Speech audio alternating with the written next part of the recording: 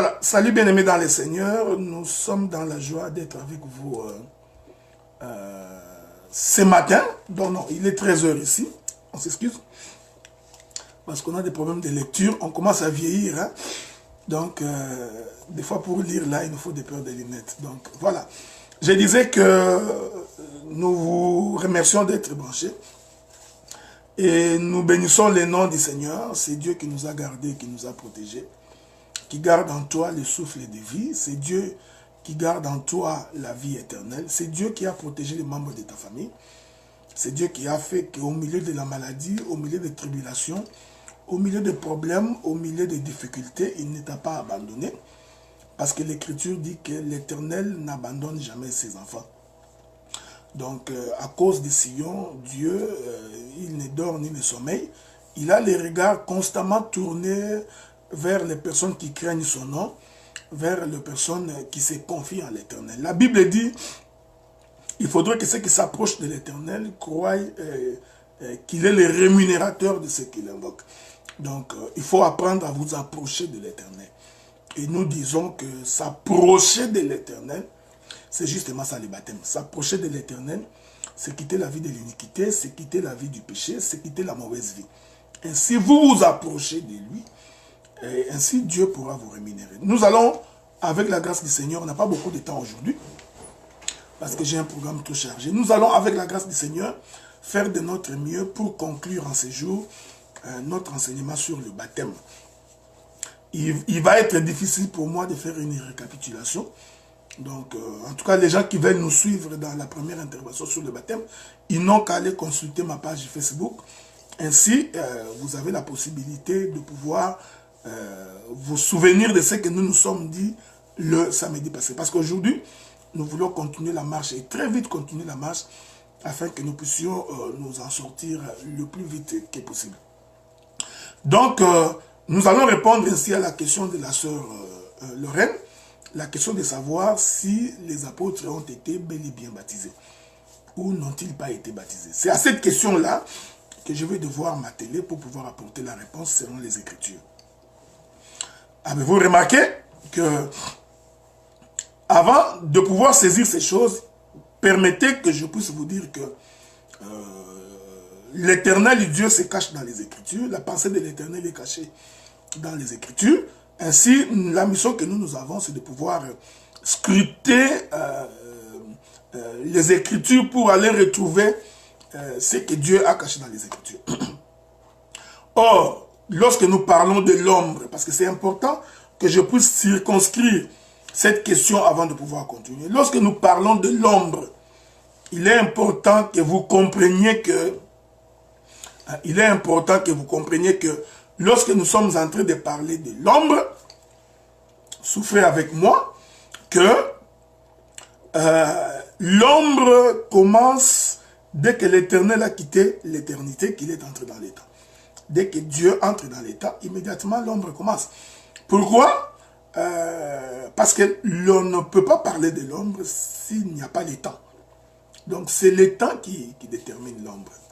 En d'autres termes, il est impossible de parler de l'ombre s'il n'y a pas le soleil. Vous comprenez? Pourquoi? Parce que c'est le soleil qui marque le temps. Hein? Donc selon qu'il est écrit dans les livres de... On aura à lire un peu beaucoup de versets aujourd'hui. Hein? Donc voilà. Bon, lisons une écriture très vite. Ça pourra nous aider à pouvoir avancer. Donc, écoutez ce que la Bible dit. Je vais trouver cette écriture-là très vite. Je suis dans les livres de Genèse, chapitre 1er, verset 14. L'Écriture dit, Dieu dit qu'il y ait des luminaires dans l'étendue du ciel pour séparer le jour d'avec la nuit, que ce soit des signes pour marquer les époques, les jours et les années. Donc, ainsi, Dieu fit les deux grands luminaires, vous le savez, donc le soleil et la lune, et les plus petits luminaires, donc les étoiles. Donc c'est le soleil, je n'entre pas dans les détails, c'est le soleil qui marque le temps, c'est le soleil qui détermine le lever et le coucher du soleil. Maintenant, pour que nous parlions de l'ombre, il faut nécessairement qu'il y ait le soleil qui s'élève, parce que c'est la lumière qui produit l'ombre. Est-ce que vous comprenez cela, frère? Donc c'est la lumière qui produit l'ombre. Lorsque nous avons la lumière a ainsi la capacité de frapper un corps. Et lorsque la lumière frappe le corps, nous avons ainsi l'ombre qui se dégage. Or, vous avez remarqué avec moi, lorsque Dieu crée l'homme, Dieu dit, créons l'homme à notre image, selon notre propre ressemblance. C'est important de retenir cela. Donc, créons l'homme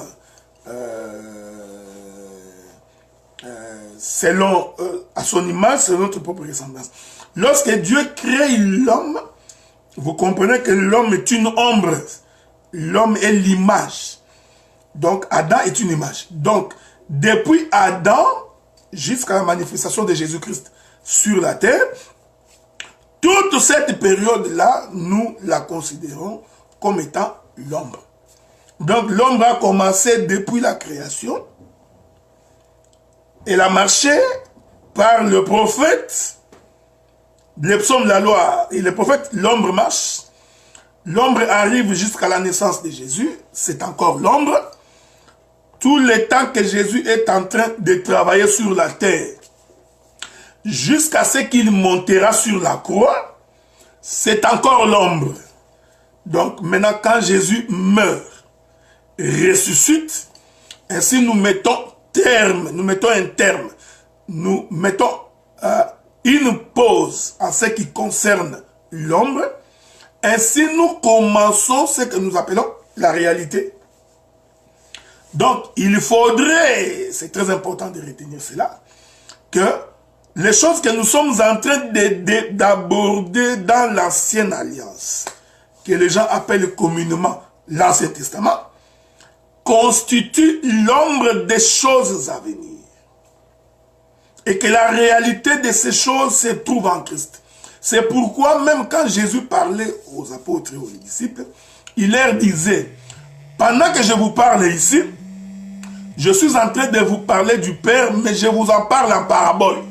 Donc, même tout le temps que Jésus vivait sur la terre et qu'il était en train de parler aux gens, comprenez que lorsqu'il parlait du Père, du Fils ou de quoi que ce soit, en réalité, quand Jésus parlait, son parler était une ombre.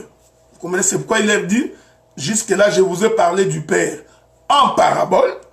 Donc, quand Jésus disait qu'il m'a vu, a vu le Père, je suis dans le Père est en moi. Là, Philippe, tu m'as jamais connu, et qui m'a vu. Donc, tout ça, Jésus parlait en parabole. C'était une ombre. Et la réalité, nous l'avons compris lorsque le Saint-Esprit est descendu nous visiter. Est-ce que vous me suivez? Or, je vous ai fait comprendre que la pensée du baptême, c'est la pensée de la mort. Suivez maintenant. Donc, quand Dieu parle du baptême, Dieu entrevoit dans le baptême la pensée de celui qui meurt et qui va commencer une nouveauté de vie. Donc, pour que nous attestions qu'une personne a reçu véritablement le baptême, je parle du véritable baptême, il faudrait que cet homme puisse d'abord physiquement mourir au péché, commencer une nouveauté de vie. Est-ce que vous me suivez? C'est pourquoi je vous avais fait remarquer que l'Éternel dit que Israël a été baptisé par Moïse, par la mer et par la nuée. Donc il y a deux éléments qui constituent le baptême d'Israël. Lorsque Israël passe par la mer Rouge, Dieu considère que Israël venait de recevoir un baptême. Qui a baptisé Israël? C'est Moïse. Mais comment a-t-il baptisé Israël? Il a baptisé Israël par la mer et par la nuée. Je ne sais pas si je pourrais retrouver cette écriture-là. Souffrez avec moi. Nous allons très vite essayer de voir si l'on peut retrouver cette écriture. Ça va nous permettre de pouvoir avancer proprement et dignement. Allons-y doucement. On va essayer d'avancer proprement et dignement. Nous sommes en train d'enseigner, donc on n'est pas pressé. Nous sommes dans le livre de 1 Corinthiens, chapitre 10.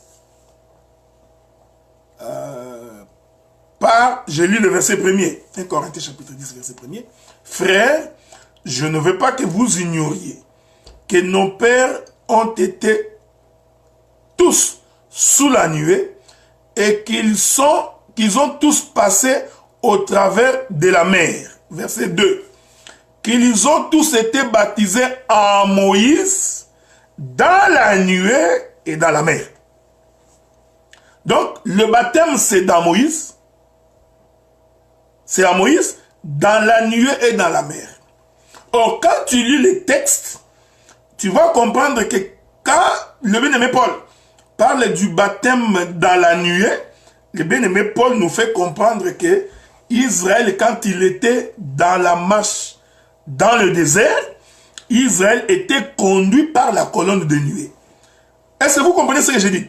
En d'autres termes, le baptême, selon l'évangile que moi je porte, c'est qu'un homme baptisé, c'est un homme qui est conduit par la nuée. C'est-à-dire, c'est un homme qui est conduit par l'Éternel. Donc, pour que nous comprenions que tu es baptisé, il faut que nous voyons la nuée en train de te conduire. Est-ce que vous me suivez bien, frère? Pourquoi? Parce que lorsqu'ils sont sortis de l'Égypte, jusque-là, c'est Moïse qui conduisit le peuple jusque dans la mer Rouge.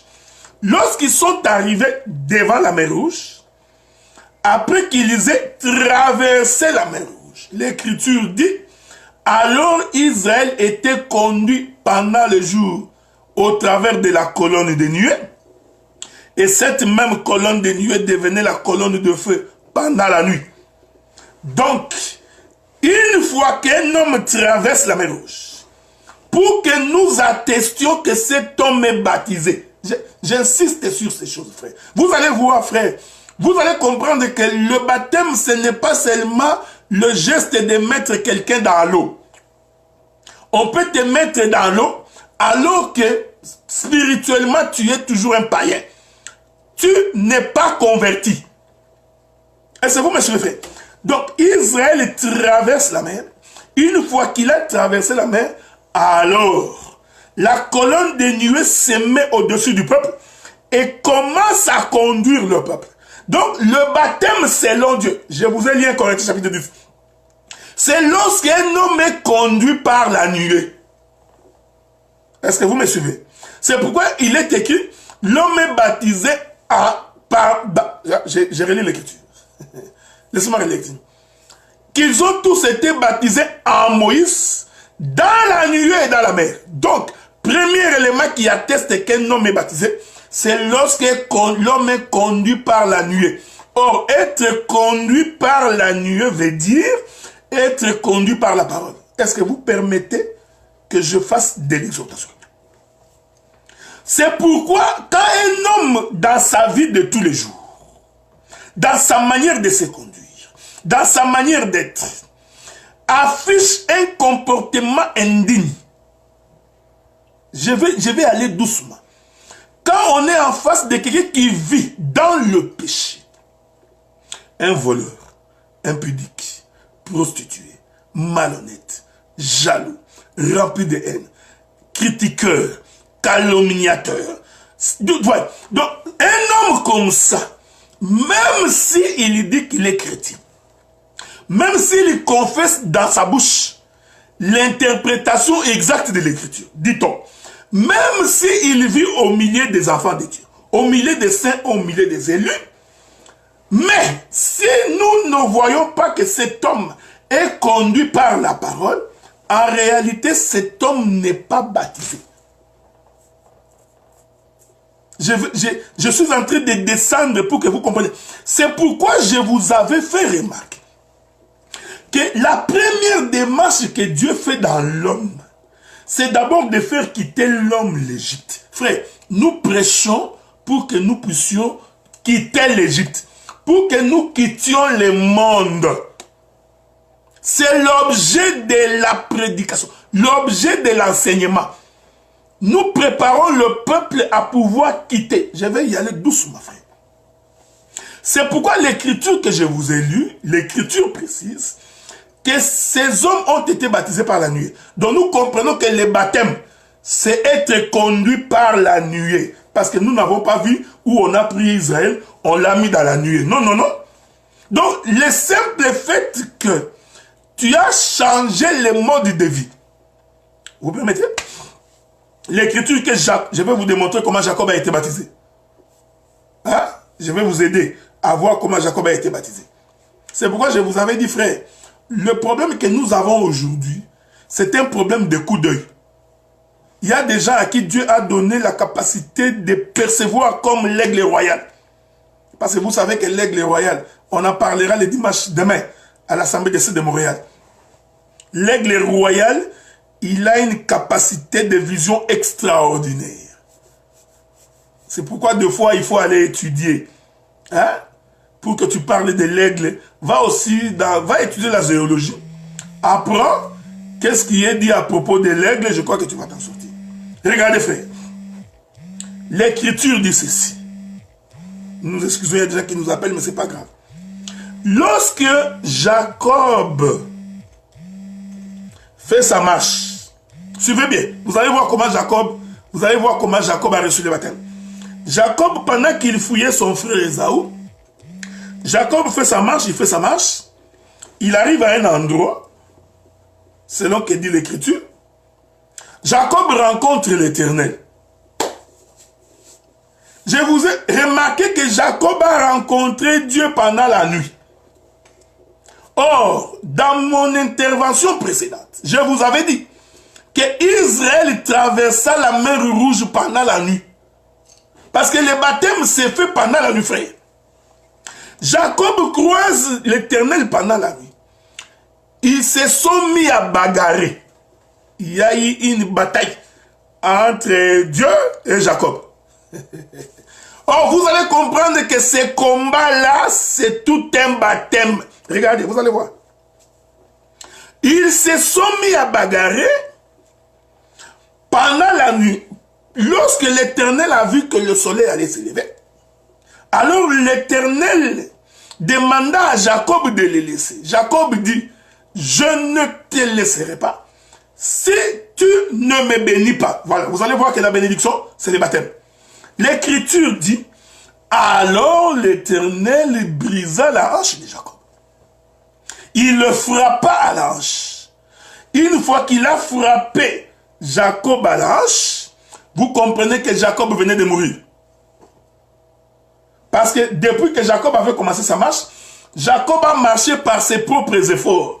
Jacob a fait la marche selon sa propre vision. Il a fourni ses propres efforts pour marcher. Cela détermine le temps où nous étions dans le monde. Le temps où nous étions en Égypte, où chacun de nous conduisait ses pas comme il le voulait. Avez-vous remarqué? Maintenant, pour que Jacob soit baptisé, Dieu frappe Jacob. Or, quand on frappe, on doit mourir. Vous comprenez? Donc, c'est le père qui est en train de frapper le fils. Ici, Jacob, c'est le fils qu'on frappe. Une fois qu'il est frappé, il fut frappé à la hanche afin de déterminer sa nouvelle démarche. Parce que jadis, Jacob marchait comme il entendait. Vous voyez, frère, c'est le baptême. Une fois que Jacob a été brisé, nous comprenons que maintenant, quand Dieu laisse Jacob, Jacob ne peut plus marcher comme il marchait dans les temps. Qu'est-ce qu'il a fallu? Il a fallu que Jacob maintenant s'appuie sur un bâton. Oh, les bâtons sur lesquels Jacob est en train de s'appuyer, c'est ça justement le baptême dans la nuée. Donc, désormais, Jacob ne marche pas par lui-même. Jacob commence à marcher en s'appuyant sur les bâtons. Or, le bien-aimé David nous dit, Saoulette et son bâton me rassure. Or, ce qui donne l'assurance à un enfant de Dieu, c'est la parole. Donc, il commence une nouvelle marche en s'appuyant sur les bâtons. Les bâtons sur lesquels il est en train de s'appuyer, Jacob, c'est la parole, c'est la nuée. Donc, il a reçu le baptême de l'eau qui s'est fait la nuit dans le combat. C'est-à-dire Dieu est en train de transformer l'homme. Il est en train de changer l'homme. Il est en train de rendre cet homme un homme transformé. Une fois que l'homme est transformé, j'explique ça comme étant le baptême dans la mer. Maintenant, Dieu lui donne comme appui le bâton, la verge, pour qu'il commence sa nouvelle marche avec une verge. C'est pourquoi le véritable sens du baptême veut dire qu'il faut que l'homme soit transformé, qu'il soit un modèle, un changement de vie. Je vous avais dit la fois passée, même Adam a subi ce baptême. Nous sommes toujours dans l'ombre. Je vais toucher les apôtres aujourd'hui. Remarquez que dans l'ombre aussi, Dieu pour créer Adam, je vous avais dit la fois passée, l'Éternel a d'abord répandu de l'eau sur Adam. Je vous avais démontré que la vapeur c'est la pluie. Donc c'est le baptême. Qui fait le baptême? C'est Dieu qui est en train de baptiser Adam. Donc ici, Dieu fait office de Moïse. Ils ont été baptisés en Moïse, dans la nuée et dans la mer. Donc l'eau que Dieu verse sur la portion de la terre pour former Adam, cette eau-là, c'est le baptême de l'eau. C'est la mer. Une fois que l'homme, je vous avais dit, c'est ce qui a permis à Dieu de séparer Adam avec les autres poussières. Donc il sépare poussière d'avec la poussière. Mais qu'est-ce qui fait la séparation? C'est l'eau. Je vous avais dit que cette eau-là, une fois que l'homme est formé, il a fallu maintenant que Dieu vienne souffler. Vous voyez, ça, c'est le baptême dans la nuée. L'eau et le baptême dans la nuée. Ces deux choses marchent ensemble. Donc, aujourd'hui, pour que nous parlions du véritable baptême, il faut premièrement que nous voyons en l'homme une transformation de vie. Un mode de vie changé. J'avais donné beaucoup d'éléments. Maintenant, nous allons courir pour que les gens puissent bien nous saisir. Jésus-Christ marche. Il choisit les apôtres. Je vais commencer par là. Je vais commencer par là. Souffrez avec moi. Il y a une écriture que je suis en train de chercher. Je suis en train d'espérer que je vais la trouver avec vous. Je vais la trouver. Sous la grâce du Seigneur.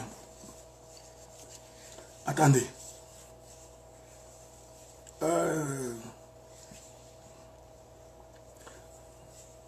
Bon, on va trouver l'écriture bientôt. Jésus, je commence par là.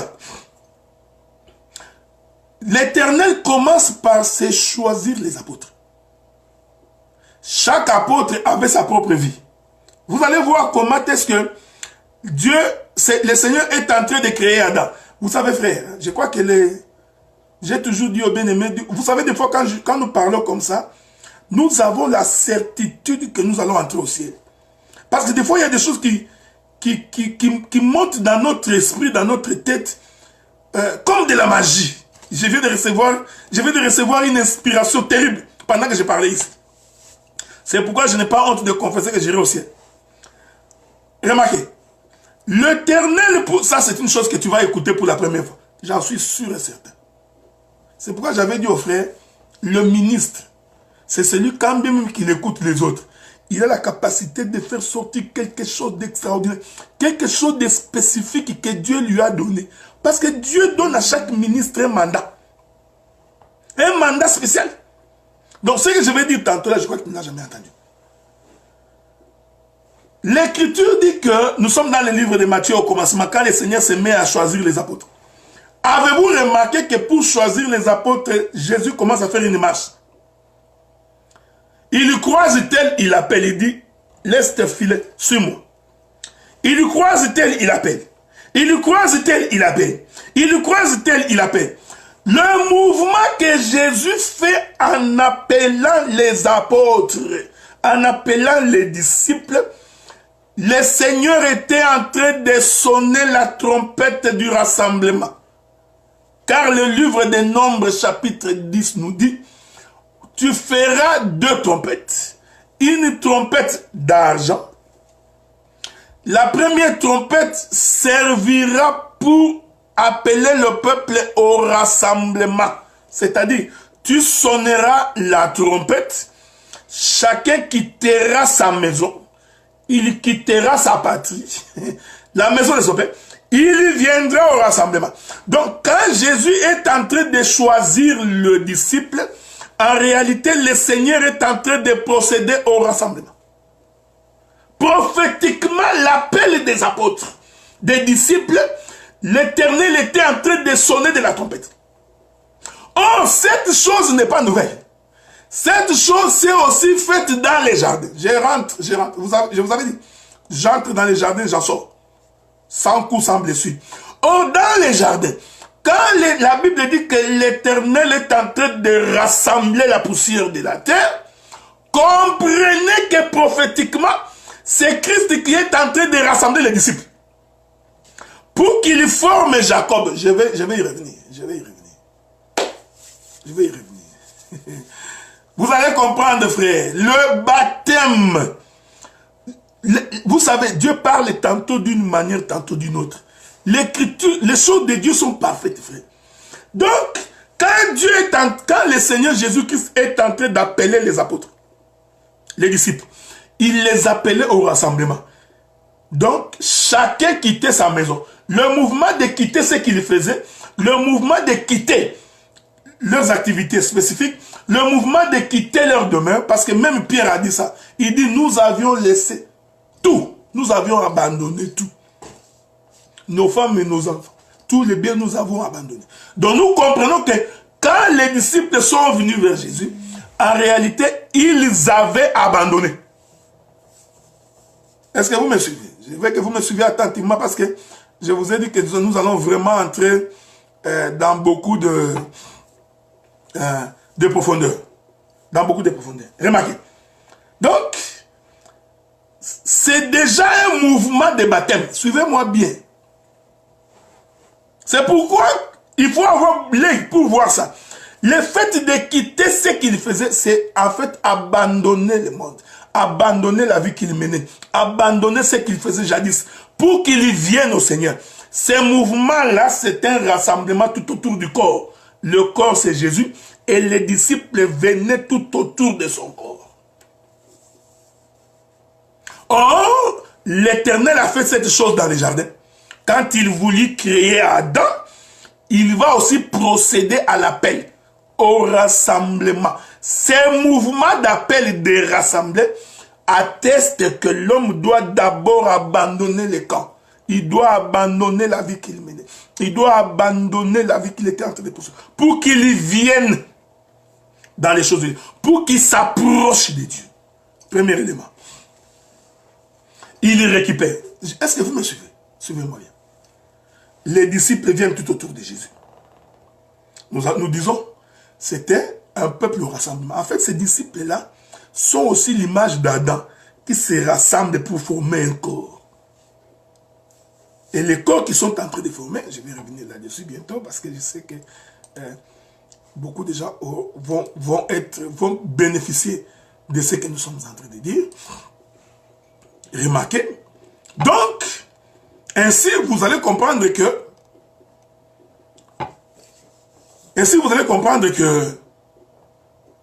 il procède au rassemblement. N'oubliez pas que je vous ai dit, je vous ai démontré, le baptême, c'est quitter le monde pour entrer dans la maison.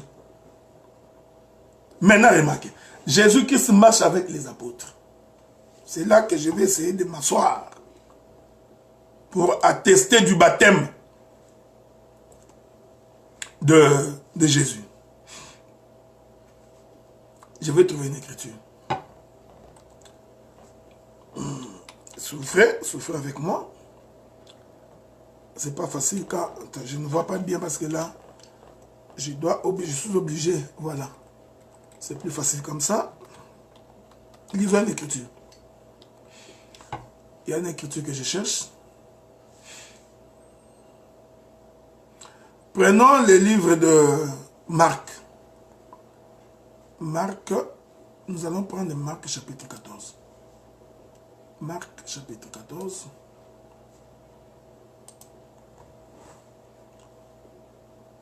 Marc chapitre 14. Je vais commencer. Laissez-moi trouver où je vais commencer.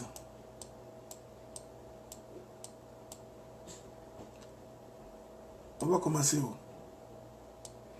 Commençons ici. Je commence par le verset 12. Marc chapitre 14, verset 12. Laissez-moi lire ça. L'Écriture dit, le premier jour des pains sans levain, où l'on immolait la Pâque, les disciples de Jésus lui dirent, où veux-tu que nous allions préparer la Pâque? Il envoya 2 de ses disciples et leur dit, allez à la ville, vous rencontrerez un homme portant une cruche d'eau, suivez-le. Quelque part qu'il entre, dites au maître de la maison. Le maître dit, où est le lieu où je mangerai la Pâque avec mes disciples? Suivez-moi bien, frère. Il vous montrera une grande chambre haute, meublée et toute prête. C'est là que vous nous préparerez la Pâque. Les disciples arrivèrent,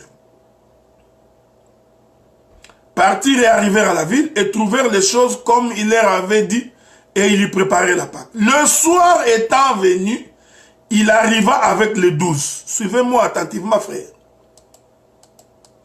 Pendant qu'ils étaient à table et ils mangeaient, Jésus leur dit, je vous le dis en vérité, l'un de vous qui mange avec moi me livrera.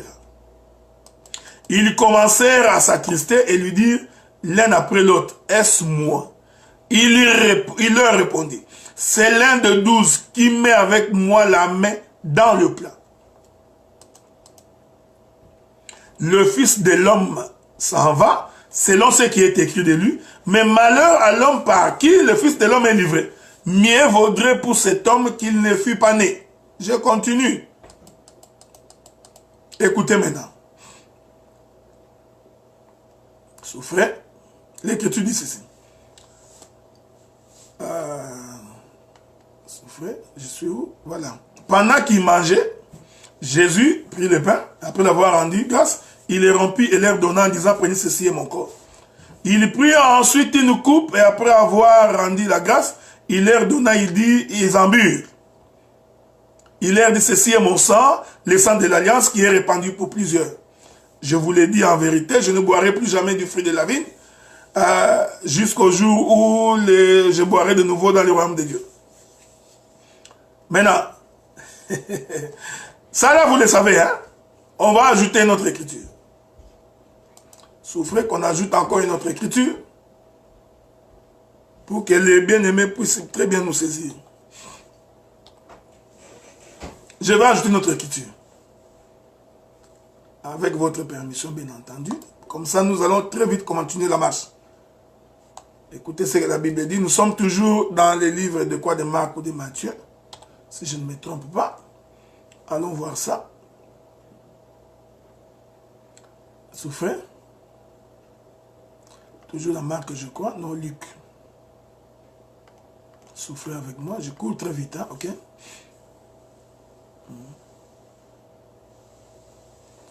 Je suis en train de chercher cette écriture-là. Souffrez. Je vous demande d'être patient. Nous sommes dans le livre de Jean, chapitre 13. Ok? Jean, chapitre 13. Jean, chapitre 13. L'Écriture dit ceci. Avant la fête de la Pâque, premier verset. Jésus, sachant que son heure était venue de passer de ce monde au Père, ayant aimé les siens qui étaient dans le monde, il mit les combles à son amour pour eux. Pendant les soupers, lorsque le diable avait déjà inspiré au cœur de Judas Iscariote, fils de Simon, les desseins de le livrer. Jésus, qui savait que le Père avait remis toutes choses entre ses mains et qu'il était venu de Dieu et qu'il s'en allait à Dieu, il s'éleva de la table. C'est ici maintenant que nous sommes en train d'expliquer le baptême des apôtres. Il s'éleva de la table, ôta ses vêtements, prit un linge dont il se ceignit. Ensuite, il versa de l'eau dans un bassin et il s'est mis à laver les pieds des disciples et à les essuyer avec les linges dont il était saint. Je continue. Il vint donc à Simon Pierre. Pierre lui dit, toi Seigneur, tu me laves les pieds? Jésus lui répondit, ce que je fais, tu ne le comprends pas maintenant, mais tu le comprendras bientôt. Est-ce que vous me suivez? Ce que je fais là, tu ne le comprends pas maintenant, tu le comprendras bientôt. De quel bientôt? On va aller doucement. Pierre lui dit, non, jamais tu me laveras les pieds. Jésus lui répondit, si je ne te lave pas, tu n'auras pas point part avec moi. Ah, écoutez, nous continuons l'écriture. J'adore ça. Simon-Pierre lui dit, Seigneur, non seulement les pieds, mais encore les mains et la tête. Jésus lui dit, celui qui est lavé n'a pas besoin de se laver les pieds pour être entièrement pur. Vous êtes purs, mais non pas tous. Est-ce que nous pouvons nous limiter là? J'aime ça, j'adore ça. Écoutez maintenant. Le Seigneur se retrouve en train de célébrer la Pâque avant sa mort. Je n'ai pas connaissance que Jésus avait célébré la Pâque avec les disciples avant cette date-là. Parce que Jésus a commencé le ministère à 30 ans, à 33 ans et demi, il est mort. Est-ce que Jésus célébrait-il la Pâque toutes les années avec ses disciples? Je n'ai pas vu cette écriture. Et je crois aussi que Jésus ne célébrait pas la Pâque. Mais cette Pâque-là était spéciale. Pourquoi? Parce que c'était la Pâque qui annonçait la mort de Jésus. Je viens doucement, frère. C'est ici que tous les prophètes vont confirmer ce que Jésus va faire. L'Écriture dit que Jésus entre dans la chambre. Nous avons lu avec vous dans Marc. Marc nous dit que c'était une chambre haute. C'était une chambre élevée. Ce n'est pas l'objet de mon intervention. Pendant qu'ils étaient à table avec les disciples, suivez-moi attentivement, frère. Nous comprenons que pendant qu'ils étaient à table, sous la table se trouvait un bassin qui était rempli de l'eau. L'écriture noire sur blanc ne nous dit pas quand est-ce qu'on a mis le bassin. Nous avons compris qu'il y avait un bassin parce que Jésus va faire quelque chose d'extraordinaire. Pendant qu'ils étaient sur la table, sous la table, par terre, se trouvait un bassin rempli d'eau. Et cet événement se passe avant que Jésus ne meure. Or, vous allez comprendre que mourir de Jésus, c'est passer d'une vie vers une autre. L'Écriture dit, c'est de passer du monde vers le Père. Est-ce que vous comprenez ça? Donc, c'est partir de quelque part pour retourner vers le Père. Et c'est pendant cette période-là, pendant cette célébration de la Pâque, que Jésus va faire ce que nous allons interpréter maintenant. Ils étaient en train de manger. Pendant qu'ils mangeaient, l'Écriture dit, Jésus ôta ses vêtements. Il se déshabilla. Est-ce que vous comprenez? Je n'ai pas dit qu'il était resté nu. Faites attention. Après s'être déshabillé, il récupère un linge. Et il mit ça à sa ceinture. La Bible dit qu'il s'est saigné. Suivez. Il mit ça au niveau de la ceinture. Nous pouvons interpréter le linge qu'il s'est saigné. Voilà, bon, parce que vous, deux fois, quand nous disons comme ça, vous ne pouvez pas comprendre ça. Je vais donner, c'est quoi le linge que le Seigneur s'est mis autour de la hanche. J'aime la Bible parce que la Bible répond à toutes ces questions. Parce que c'est avec ce linge-là qu'il va essuyer les pieds des disciples. Donc c'est pas gratuit, frère. Écoutez, l'Écriture dit ceci. Éphésiens chapitre 6 verset 4. Tenez donc ferme et à vos reins la vérité pour ceinture. Donc, le linge que Jésus mettait tout autour de sa hanche était une ceinture. Et l'Écriture interprète que ce linge-là qui est une ceinture, en réalité, c'est la vérité. Vous connaîtrez la vérité et la vérité vous affranchira. Suivez. C'est pourquoi nous disons, frère, un homme qui n'est pas baptisé, c'est un homme qui vit dans les péchés. C'est un homme qui n'a pas connu encore la vérité. Parce que la vérité doit affranchir quelqu'un du péché. Or, l'affranchissement du péché veut dire quitter le monde, quitter l'Égypte pour une terre promise. Or, c'est ce que Jésus fait. Il était sur la table. Nous disons que la table sur laquelle Jésus était assis, cette table-là représentait l'éternité. C'était la maison du Père. C'est pourquoi avant de commencer ces gestes-là, le Seigneur fait quoi? Il enlève d'abord ses vêtements. Prophétiquement, Jésus s'est dépouillé de sa divinité. Parce que les vêtements qu'il portait représentaient la divinité même de Jésus.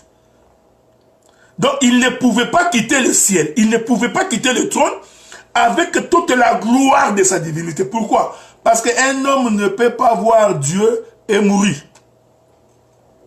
Est-ce que vous comprenez ce jour? Donc, maintenant, pour que Dieu quitte la divinité, qu'il quitte son trône, il faut qu'il enlève les vêtements royaux. J'ai beaucoup de choses à expliquer ici. Il enlève les vêtements royaux. Il va maintenant récupérer un linge qu'on appelle la ceinture. Hein?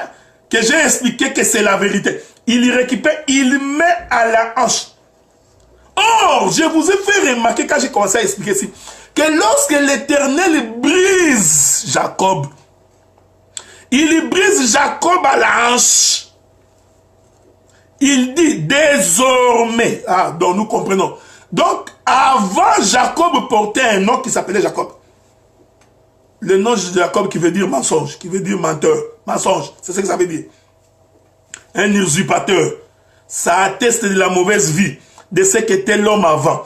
Maintenant, le Seigneur brise Jacob à la hanche. Prophétiquement, quand il a brisé Jacob à la hanche, et que Jacob commença à s'appuyer sur les bâtons, ces bâtons lui servaient de ceinture. Parce que c'est la ceinture qui permet à l'homme que son pantalon ne puisse pas descendre. Que sa robe ne soit... Voilà. Donc, j'ai beaucoup de choses à expliquer ici. Beaucoup de choses. Parce que c'est la ceinture qui sépare le parvis du lieu saint. Ça, tu n'avais pas vu. Au monde habité. C'est la ceinture. Je vais y aller. Je vais aller doucement. Donc, Jésus récupère le linge, il s'est saigné.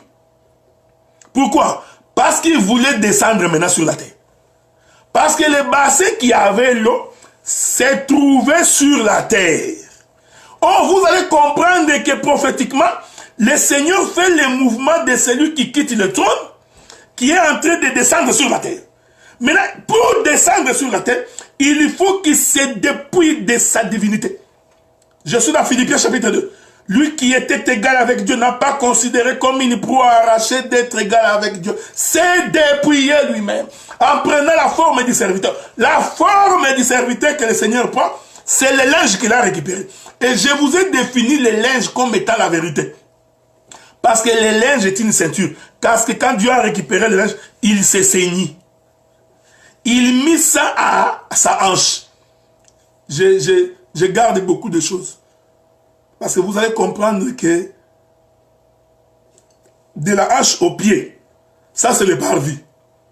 De la hanche jusqu'ici, c'est le lieu saint. Et la tête, c'est le lieu très saint. Ça, on a beaucoup de choses à expliquer.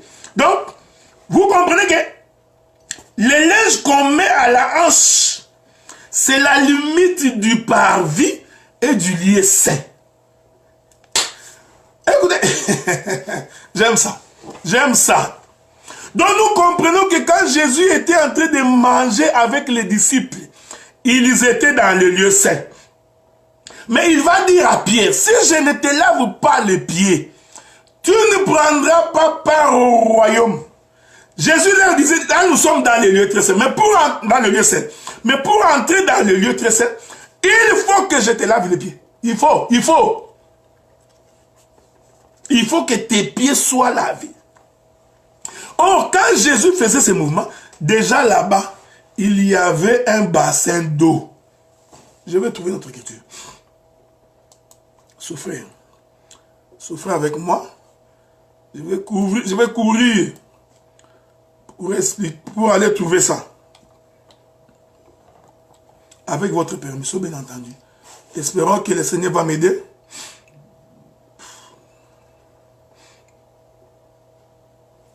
Exode chapitre 30, verset 18. Exode chapitre 30, verset 18. Je vais lire pour vous. Pour vous les amoureux de la parole. Vous qui aimez Dieu. Je vous lis les Écritures. Tous, vous allez voir que les apôtres ont été baptisés. Remarquez. Je suis dans Exode chapitre 30, verset 18. Là, l'Éternel est en train de dire à Moïse quels sont les ustensiles qu'il mettra au parvis. Quels sont les éléments qu'il va mettre au parvis? Il dit ceci. Tu feras une cuve d'airain. Cuve, c'est un bassin. Avec sa base d'airain. Pour les ablutions, tu la placeras entre la tente d'assignation et l'autel. Et tu y mettras de l'eau. Je peux ajouter. Voulez-vous que j'ajoute une écriture? Bien aimé Gino, que Dieu te bénisse. Je peux ajouter les écritures, j'en ai beaucoup. J'en ai beaucoup. Lévitique chapitre... Non, leçon Lévitique. Hein? Tu peux ajouter Exode chapitre 40, verset 11. Il est écrit. Tu oindras la cuve avec sa base et tu la sanctifieras. Sautons. Prenons le verset 30 d'Exode chapitre 40. Il plaça la cuve entre la tente d'assignation et l'autel et il y mit de l'eau pour les ablutions. Bon, je ne sais pas si faudrait-il encore que je vous ajoute des écritures. Regardez maintenant. Quand on dispose le tabernacle, Dieu a fait en sorte que la cuve d'airain qui contenait de l'eau.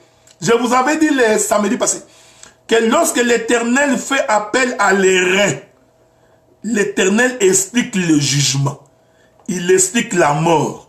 J'ai donné l'exemple du serpent d'airain où Dieu dit à Moïse, tu te feras un serpent d'airain que tu placeras sur une perche. J'ai démontré que le serpent d'airain qui est placé sur une perche, c'est Golgotha. C'est l'œuvre de la croix. C'est le jugement. C'est la condamnation du péché. Le rein représente le jugement de Dieu qui est aussi signifié par la condamnation du péché. Maintenant, je vous avais aussi fait remarquer que 90% des ustensiles qui sont au parvis sont faits soit de rein, soit couverts de rein. Maintenant, Dieu dit à Moïse, tu vas prendre un bassin, une cuve de rein, qui représente toujours l'œuvre de la croix. Tu y mettras de l'eau et tu les mettras entre la tente d'assignation et l'autel. Pour que celui qui vient dehors, il va voir la cuve de rein. Écoutez, comment tu es entré dans ces choses sans passer par la cuve de rein? Sans passer par le changement de vie. C'est ça toute la difficulté, frère. Vous savez, aujourd'hui, si nous avons des difficultés, c'est parce que il y a des hommes qui n'ont jamais été baptisés. Ici, je suis en train de présenter le vrai baptême d'abord. Et dans cette cuve-là, il y avait de l'eau. Je ne sais pas si je peux encore... Si je peux encore trouver notre écriture. Laissez-moi. Si j'en trouve, je vous en donnerai. L'abondance des biens ne nuisant jamais. C'est pas grave. Regardez. Je vais prendre 2 autres versets ou 3 pour expliquer la même chose. Je suis dans Apocalypse chapitre 14 verset 19. L'écriture dit, et l'ange jeta sa faucille sur la terre. Il vendégea la vigne de la terre et jeta la vendage dans la grande cuve de la colère de Dieu. Je ne suis pas dans la prophétie. Je prends ces écritures pour attester que la cuve des reins, la cuve représentait le jugement, représentait l'œuvre de la croix, représentait où Dieu est en train de crucifier les péchés. Verset 20. La cuve fut foulée hors de la ville et du sang sortit de la cuve. Est-ce que vous me suivez, frère? Jusqu'aux morts des chevaux sur une étendue de 1600 stades. La cuve fut foulée hors de la ville, en dehors de la ville. Et de la cuve, nous allons voir le sang sortir. C'est-à-dire qu'il y a une mort qui a été constatée. Je pouvais revenir sur la prophétie de Judas, non, de Judas, fils de Jacob. Mais laissons ça à côté. Donc, dans le parvis, il y avait la cuve. Pourquoi cette cuve qui était remplie d'eau se trouvait au parvis? C'était pour attester du baptême que le sacrifice ne peut pas passer. Parce que la Bible dit que c'était pour les ablutions. Ne peut pas passer s'il n'est pas premièrement lavé. Voilà pourquoi le Seigneur, quand il voulut mourir, il va d'abord procéder au baptême des apôtres. L'Écriture dit, il mit sa ceinture, le linge. Maintenant, qu'est-ce qu'il fait? Il va descendre. Parce que pour laver les pieds des apôtres, il a fallu que le Seigneur descende. Donc, il quitte la table, là où ils étaient en train de manger. Je vous ai dit que là où ils mangeaient, c'était le lieu saint. Mais pour entrer dans le lieu très saint, il faut d'abord que les pieds soient lavés. Le Seigneur descend. Il dit, je vais vous laver les pieds. Pierre refuse. Il dit, tu ne peux pas me laver les pieds. Jésus dit, non, non, non. Pierre, si je ne te lave pas les pieds, tu ne prendras pas part à ces choses. Qu'est-ce que Dieu a fait? Pourtant, il a marché avec ces gens. Il a marché avec eux pendant 3 ans et demi. Pourquoi le Seigneur fait-il la chose avant de mourir? Parce qu'il voulait leur expliquer que c'est dans la mort que se trouve le vrai baptême.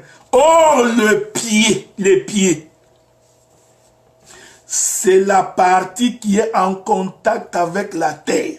Voilà. Ça, tu n'avais pas vu? Les pieds, c'est ce qui est en contact avec le sol. En d'autres termes, les pieds, c'est le parvis. Je vous avais donné une écriture la fois passée. Je vais reprendre cette écriture-là. Je m'excuse là, j'ai des difficultés à voir. On va reprendre cette écriture-là, voilà. Reprenons cette écriture, ok?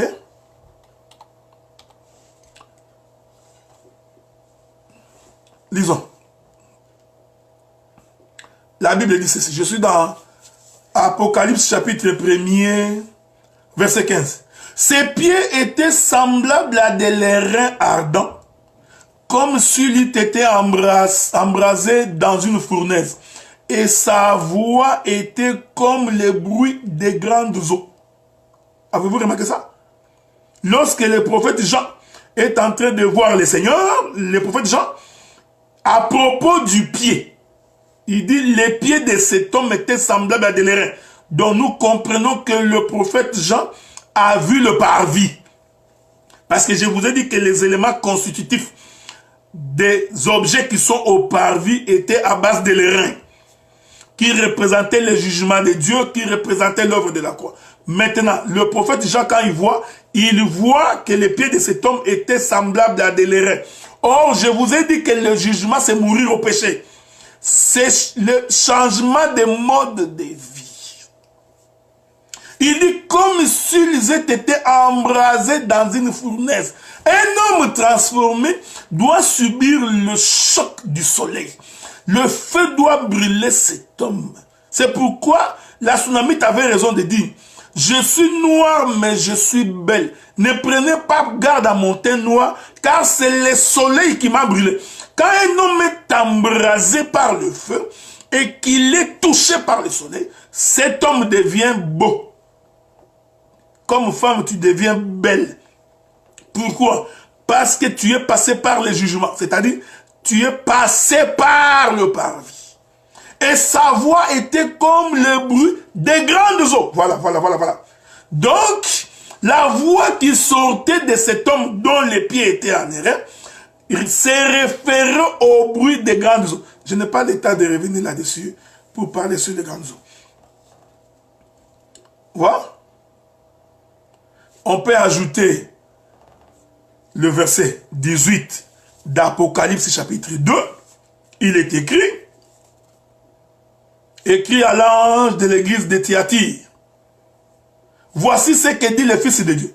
Celui qui a les yeux comme une flamme de feu et dont les pieds sont semblables à des lérins ardents. Donc, le pied constitue la partie extérieure du temple. Parce que le temple avait 3 parties. Le lieu saint, le lieu très saint, le lieu saint et le parvis. Le parvis, c'est la partie qui était en contact avec le peuple. C'est la partie qui était en contact avec le monde. Or, quand l'Écriture dit que le ciel est son trône, la terre est son marchepied, l'Écriture veut nous enseigner que quand Jésus vient sur la terre, il vient pour rendre un jugement parce que ses pieds sont en erreur. Il vient pour la condamnation du péché. Voilà pourquoi le Seigneur, avant sa mort, parce que je vous ai fait remarquer, Dieu n'a pas fait ces mouvements dans toutes les autres Pâques.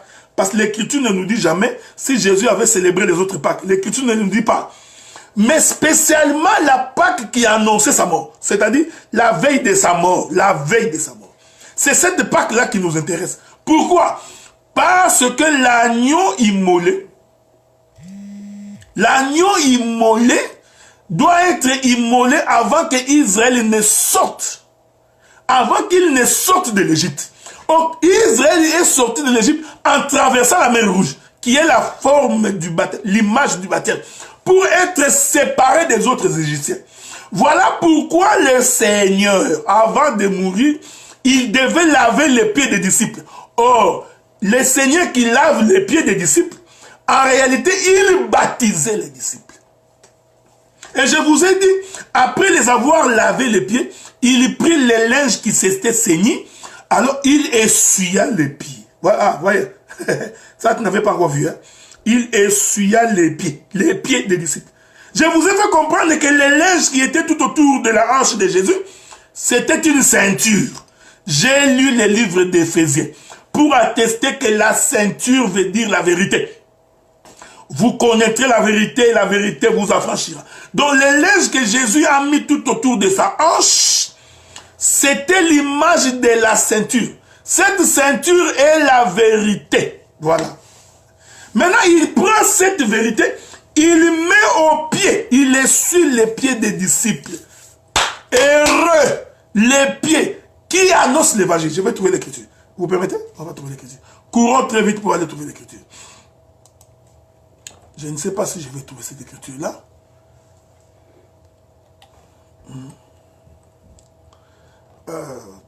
Souffle avec moi, je ne sais pas si je vais la trouver. Si le Seigneur le permet. Allons voir ça. Bon. Alors, souffrez, hein. Il y a une écriture dans Corinthiens que je cherche là. Je vais trouver cette écriture-là.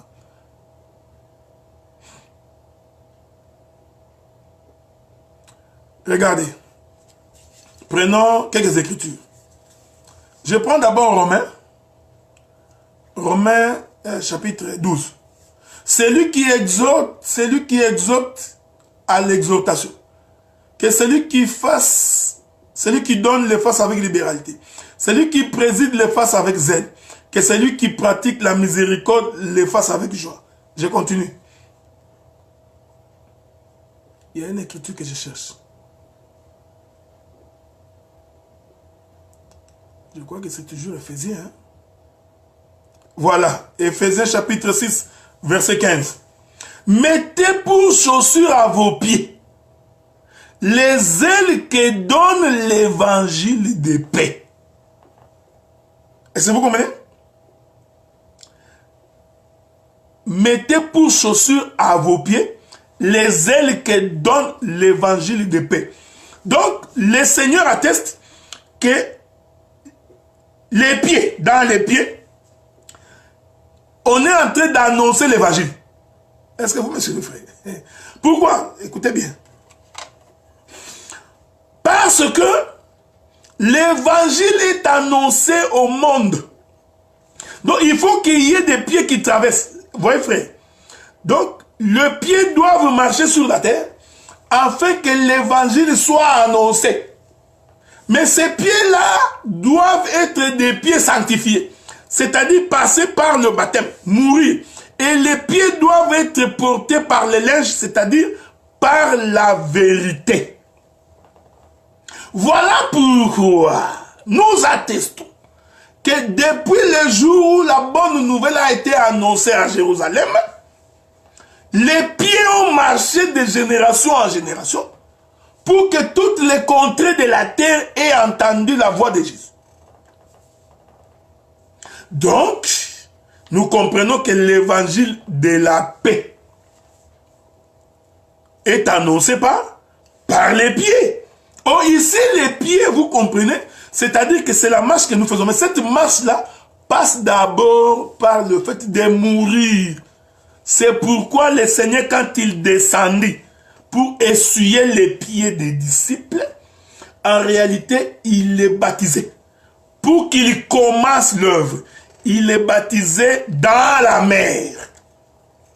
Parce que la cuve, le bassin était rempli d'eau. C'était le baptême dans la mer. La Bible dit, ils sont baptisés en Jésus dans la mer, dans la nuée et dans la mer. Ils ont d'abord premièrement été baptisés dans la mer. Et quand ils vont recevoir le Saint-Esprit, ils vont ainsi être baptisés dans la nuée. C'est pourquoi tu vas remarquer, dans la marche des apôtres, comme des hommes convertis, nous n'avions pas assisté à des scandales. On n'a pas assisté à des hommes qui pêchent, qui tombent, qui pêchent, qui tombent, dont les pieds sont aussi fragiles. C'est pourquoi le Seigneur a lavé les pieds. Voyez frère, bon, j'ai beaucoup de choses à dire. C'est les pieds qui permettent à un homme de se tenir debout. Si tes pieds sont sales, tu ne peux pas te tenir debout. Si tu ne portes pas de bonnes chaussures, ta démarche est inclinée. Ta démarche est mauvaise. C'est les pieds qui font en sorte que l'homme se tienne debout. Les orthopédistes ne vont pas me contredire ici. Quand quelqu'un a une démarche décadée, c'est parce qu'il a des problèmes de pieds. Demandez aux gens qui souffrent de rhumatisme. Ils vont te dire que même pour se lever, ça fait mal. Pourquoi? Parce que les pieds souffrent. Prophétiquement, ça s'explique aussi. Donc, Jésus lave les pieds pour que les gens apprennent à se tenir debout, à marcher dans la droiture et dans la vérité. Voilà pourquoi les apôtres, nous n'avons aucun témoignage de la mauvaise conduite des apôtres. Nous n'avons pas, frère. Nous ne disons pas qu'ils étaient parfaits. Non. Mais nous disons la conduite des apôtres ils avaient des conduites qui leur permettaient de témoigner. Ce sont des hommes de Dieu. Ce sont des gens que Dieu a choisis. Pourquoi? Dieu avait lavé leurs pieds. Les pieds ont été lavés. Or, les pieds être lavés, c'était ça le baptême des apôtres. D'autant plus que, parce que je vais venir par là, d'autant plus que nous sommes encore dans la marche de l'ombre. Donc, quand Jésus meurt et qu'il ressuscite, tous les hommes qui viennent après doivent être baptisés. Qui que tu sois. Parce que, vous voyez frère, je vais vous lire une écriture. Lisons une écriture là-dessus. Je dis tous les hommes qui viennent après doivent être baptisés. Ils doivent entrer dans l'eau. Entrer dans l'eau, d'abord physiquement. J'ai dit que ce n'est pas les eaux physiques qui sauvent. Il ne faut pas aller... Non, frère, ce n'est pas les eaux physiques. Ce n'est pas la rivière d'Engil, là où on t'avait plongé. Dans la même rivière, les sorciers viennent, les les fétichistes viennent, ils viennent faire des incantations. Donc, vous comprenez. Donc, je reviendrai, c'est un signe, un symbole, vous comprenez, qui atteste d'une pensée spirituelle de l'écriture. Parce que je vous avais fait comprendre que nous avons des gens qui ont été baptisés, dit-on au nom de Jésus, mais qui se sont retrouvés dans le monde et qui sont morts. Mais physiquement, il était baptisé dans l'eau physique. C'est pourquoi quand on n'a pas l'explication véritable de ce que c'est le baptême, les gens vont tenter de croire que c'est parce qu'on t'a mis dans l'eau. Nous avons même des gens qui ont été mis dans l'eau par des possédés. Un homme possédé. On vient de découvrir plus tard qu'il était sorcier. Mais il a baptisé des gens. Je ne parle même pas ici encore de ce que vous appelez groupe de prière. Non, je parle des gens dans les assemblées. Nous avons des frères que tout le monde savait qu'il était pasteur. Il a même baptisé les gens au nom de Jésus. On vient découvrir plus tard que ce frère-là était sorcier. Est-ce que vous comprenez? Bon, on fait quoi? On dit non, non, ce n'est pas un baptême. Parce que les gens pensent que c'est le baptême. Je donnerai beaucoup d'éléments des Écritures. C'est pourquoi quand on ne saisit pas la pensée de l'esprit, vous savez aujourd'hui la difficulté que nous avons, frère. Les hommes de Dieu, les prédicateurs sont devenus des sophistes. Tu connais les sophistes, non? Les discoureurs. Les gens qui racontent de bonnes aventures. Ils parlent bien. Il interprète bien les Écritures. Il fait des démonstrations. Mais à l'intérieur de lui, il y a un vide spirituel. Il n'y a rien de Dieu. Donc, il n'y a même pas la crainte de Dieu. C'est pourquoi moi, des fois, ça m'énerve. Il n'y a rien, absolument rien de la crainte de Dieu. Il n'a même pas la communion spirituelle avec le Seigneur. Mais ça devient comme une classe. Quelqu'un qui vient faire des discours. Tout le monde écoute et c'est beau à entendre. Parce qu'il y a des discours qui sont beaux à entendre. Mais vous sentez qu'il n'y a pas la vie dans ces discours. Parce qu'il faut, quand on écoute la parole, qu'on sente l'esprit. Que vous sentiez que Dieu est en train d'interpeller ton âme. Mais quand une prédication, ton âme n'est pas interprétée, ça devient un discours.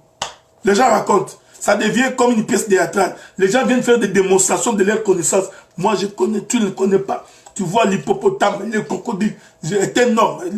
Le poisson est un homme. Tu vois, ce sont des discours creux dont à l'intérieur, il n'y a pas la vie.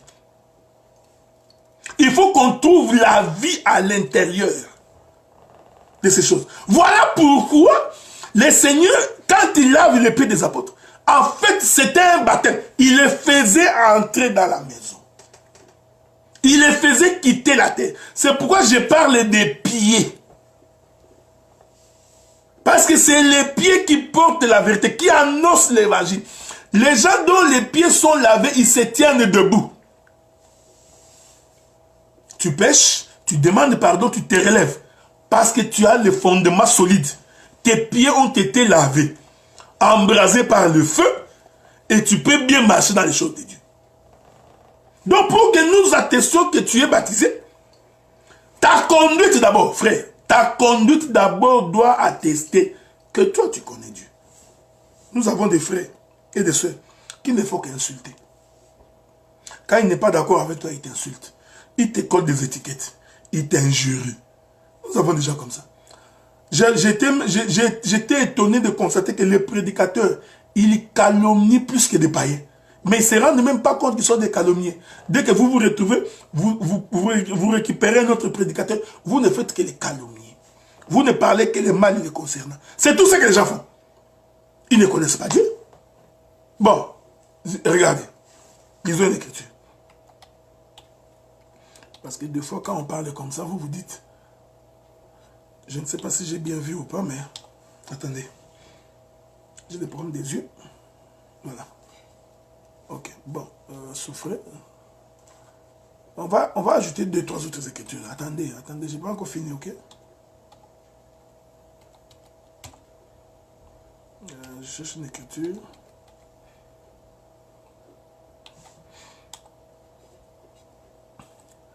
Il y a une écriture que je cherche là que je n'ai pas encore trouvée. Attendez.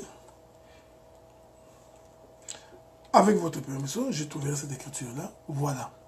Je crois que je l'ai trouvée. Regardez. Prenons. Avançons. On va lire 3-4 bonnes écritures. Je prends Éphésiens chapitre... Non, commençons par Romains chapitre 6, verset 4. Bon, on va finir bientôt. Écoutez ce que Paul dit. Nous avons donc été ensevelis avec lui par le baptême en sa mort. Vous voyez le baptême? Être enseveli. Nous avons donc été ensevelis avec lui par le baptême en sa mort, afin que, comme Christ est ressuscité des morts pour la gloire de Dieu, de même nous aussi, nous marchions en nouveauté de vie. Vous voyez le baptême, frère? Un homme dont la conduite n'atteste pas, un homme dont la conduite ne témoigne pas que c'est un converti, en réalité, cet homme n'est pas baptisé, quand bien même qu'on l'a mis dans l'eau. Suis-je en train de contredire le fait de mettre les gens dans l'eau? Non. J'ai dit, on peut te mettre dans l'eau. Ce n'est pas un problème. Mais le vrai baptême, c'est qu'il faut que nous voyons en toi une nouveauté de vie. Je suis parti de Genèse, j'ai marché, j'ai donné beaucoup des Écritures. Pour attester que le vrai baptême, c'est lorsque quelqu'un marche en nouveauté de vie. C'est ce que Paul dit. Paul dit, nous avons donc été ensevelis avec lui par le baptême en sa mort. Shalom, pasteur Alléluia, que Dieu te bénisse. En sa mort. C'est-à-dire que les gens qui sont baptisés, ce sont des gens qui sont d'abord morts au péché. Et Paul continue pour dire, afin que comme Christ est ressuscité de mort, pour la gloire du Père, de même nous aussi, nous marchions en nouveauté de vie. Frère, depuis qu'on t'a connu voleur, jusqu'à aujourd'hui tu vois. Depuis qu'on t'a connu impudique, jusqu'à aujourd'hui tu es impudique. C'est pourquoi moi j'ai toujours dit, je préfère qu'on parle de toi dans le passé. Vous connaissez une maison. Donc on parle de toi, non, tu étais un coureur de jupons. C'était un buveur ivrogne. Oh, bon, c'est pas grave. Mais si jusqu'à aujourd'hui, pendant que tu dis que tu es chrétien, que tu pries, tu sers le Seigneur, ta vie sent mauvais, parce qu'il y a des vies qui ont une mauvaise odeur. Et vous allez voir, il y a des hommes, des frères, des sœurs qui vivent très mal, mais qui prennent plaisir, qui trouvent comme si c'est de l'honneur. Hein? Il prend même plaisir. Donc il n'a pas honte, il ne fouille même pas. Mais il s'est dit qu'il est chrétien. Mais Paul dit, il y a un seul Seigneur, une seule foi, un seul baptême. Le seul baptême, ce n'est pas au nom de Jésus. Je vous avais dit, frère, le baptême, ce n'est pas parce que tu dis, je te baptise au nom de Jésus. C'est comme cet homme qui dit, nous chassons les démons au nom de Jésus que Pierre, Paul prêche, on récupère les gars, on les frappe. Ce n'est pas ça. Ce n'est pas parce qu'un prédicateur dit tant de l'assemblée de Saint-Anne mis dans l'eau que tu es baptisé. Non! Ce n'est pas ça le baptême. Le baptême, c'est d'abord que tu crois à la parole, que tu quittes la mauvaise vie, que tu quittes la mauvaise manière de vivre. Maintenant, quand on te met dans l'eau, on peut même te mettre dans l'eau même sans dire un mot. Ce n'est pas parce qu'il faut qu'on te dise, je te baptise au nom de Jésus. Non, je peux te mettre dans l'eau sans dire un mot. Mais si tu as écouté la parole, écoutez frère, lorsque Philippe a croisé l'eunuque éthiopien, avez-vous suivi la conversation? Est-ce que Philippe a-t-il prêché le baptême à l'eunuque éthiopien? Non, non, non, non. Philippe a parlé de Jésus, de la manière dont il souffrit, qu'il allait mourir pour sauver l'humanité. Et l'eunuque éthiopien a compris que cet homme a pris mes fardeaux. Il a pris ma souffrance. Il dit, voici l'eau. Qu'est-ce qui m'empêcherait d'être baptisé? Donc il a compris qu'il faut que je change de vie. Donc le baptême, avant... Parce que le fait qu'on te met dans l'eau n'est qu'un symbole, n'est qu'un signe. Mais ce n'est pas ça le vrai baptême. Je vous ai dit qu'il y a des gens qui ont été baptisés au nom de Jésus, qui sont rentrés dans le monde. Nous en avons beaucoup qui sont devenus politiciens, menteurs. Ils disent n'importe quoi. Nous en avons beaucoup. Nous en avons beaucoup qui ont commencé dans ce que nous appelons aujourd'hui les assemblées, baptisés au nom de Jésus, qui sont devenus branhamistes. Donc le baptême, en fait, selon Dieu, selon la vision de Dieu, ce n'est pas ça. Le baptême, selon Dieu, c'est mourir en Jésus. Je continue, je n'ai pas fini. Prenons. Éphésiens dit, afin de la sanctifier par la parole, après l'avoir purifiée par le baptême d'eau. Sanctifié par la parole, après l'avoir purifié par le baptême d'eau. Faites attention, ce n'est pas l'eau là qu'on te met comme ça. C'est ce baptême d'eau là qui t'a purifié. Mais si tel est le cas, alors mettez tout le monde à l'eau. Ils vont être purifiés. Non, non, non, non. Tu as compris en français. Mais je continue à dire, parce qu'il y a toujours des gens qui sont mal intentionnés. Je n'ai pas renié le fait qu'on doit te mettre dans l'eau. Mais j'ai dit, ce n'est pas le fait qu'on t'a mis dans l'eau qui est le véritable baptême. Non. Le véritable baptême, c'est lorsque tu quittes l'Égypte. Lorsque ta vie est changée. Lorsque tu es transformé par la nuée et par la mer. C'est pourquoi je vous ai fait comprendre que quand Jésus lave les pieds des disciples, en réalité, il le baptisait. Parce que nous étions encore dans l'ombre. Il les baptisait pour qu'ils commencent l'œuvre. Parce que Jésus a fait cette chose la veille de sa mort. Jésus n'a pas lavé les pieds des disciples les 3 premières années. Non, c'était la veille de sa mort. Pourquoi? Parce qu'il y avait un mystère autour de sa mort et de sa résurrection. Pour que les gens qui sont véritablement baptisés en Jésus, qu'ils commencent une nouveauté de vie. Je vais ajouter des écritures. J'ajoute des écritures, parce que j'en ai beaucoup. Prenons. J'ajoute des écritures parce qu'on va finir par là. Colossiens chapitre 2. Colossiens chapitre 2. J'ai lu le verset 12. Ayant été enseveli avec lui par le baptême. Soyons sérieux. Enseveli. Or, enseveli, c'est mourir. Est-ce que vous comprenez ça? C'est pourquoi Jésus avait dit aux disciples. Là, je ne sais pas si je vais trouver cette écriture. Attendez, attendez.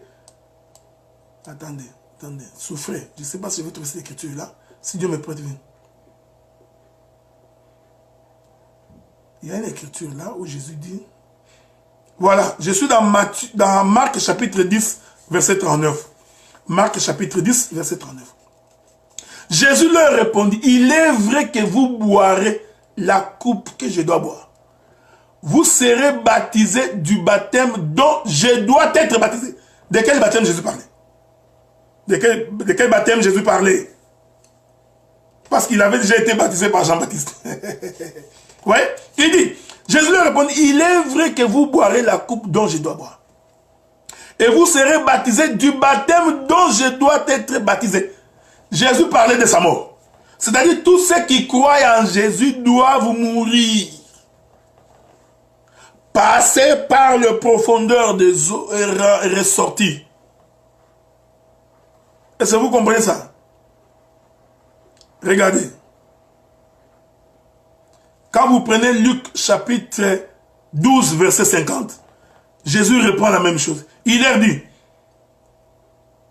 il est un baptême dont je dois être baptisé. Et combien il me tarde qu'il soit accompli. Là, Jésus parlait de sa mort. Il dit qu'il y a un baptême. Voyez, frère. Mais pourtant, le même Jésus a déjà été mis dans l'eau, nos frères. N'a-t-il pas été baptisé par Jean-Baptiste? Bien sûr que oui. Mais ici, le Seigneur atteste qu'il est un baptême par lequel je dois passer et dont il se sent pressé. Il souffre d'empressement pour aller connaître ce baptême-là. C'est quoi? C'est mourir. C'est pourquoi, quand ton cœur est rempli de haine, quand tu calomnies, tu voles, tu te méconduis, tu fais des calculs politiciens, un enfant de Dieu, nous comprenons que tu n'as jamais connu Dieu. Tu n'as jamais connu la visitation de Dieu. Quand tu haïs ton frère, tu sens la haine qui monte dans ton cœur, pour rien. Et tu vis ça des années en années, de jour en jour. Nous comprenons que tu n'es pas baptisé. Je vais ajouter les Écritures. C'est là que je continue pour finir. Allons. Colossiens, chapitre 2, verset 12. ayant été ensevelis avec lui par le baptême, vous êtes aussi ressuscités en lui et avec lui par la foi à la puissance de Dieu qui l'a ressuscité. Continuons. Regardez. Tite chapitre 3 verset 5. Tite chapitre 3 verset 5. Il nous a sauvés non à cause des œuvres de justice que nous aurions faites, mais selon sa miséricorde, par le baptême de la régénération et le renouvellement du Saint-Esprit. Vous voyez? Nous sommes sauvés par quoi? Je répète ça. Il nous a sauvés, non à cause de... C'est ça le salut. Ce n'est pas le fait que tu es entré dans l'eau physique. Il nous a sauvés, non à cause des œuvres de justice que nous aurions faites, mais selon sa miséricorde, par le baptême de la régénération, le renouvellement du Saint-Esprit. Donc quand on te met dans l'eau, c'est une bonne chose. C'est un acte de foi. Mais ça ne te sauve pas. C'est comme quand nous allons à l'église pour prier. C'est un acte de foi. L'Écriture dit qu'il est doux et agréable pour des frères de demeurer ensemble. Nous allons nos rassemblements dans un lieu de culte. C'est un acte de foi. Mais ce n'est pas le fait que tu pars au culte que tu es sauvé.